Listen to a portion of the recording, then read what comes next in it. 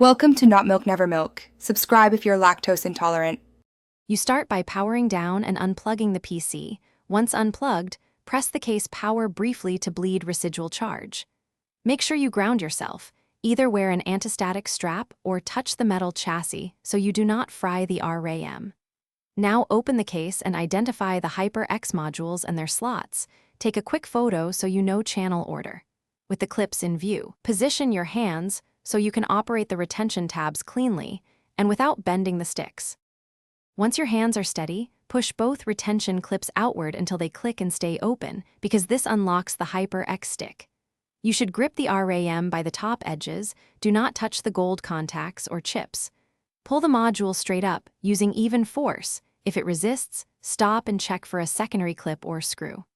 After removal, place the RAM in an anti-static bag or on foam, and label which slot it came from so you can preserve dual-channel performance when reinstalling. After the RAM is out or replaced, close the case and reconnect power. Then boot into BIOS to confirm the system sees the correct capacity and frequency.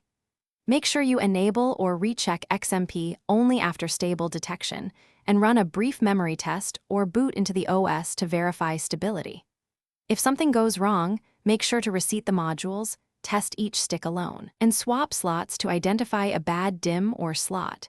This isolates hardware faults quickly. Thanks for watching. If this was helpful, leave a like and consider subscribing. See you next time.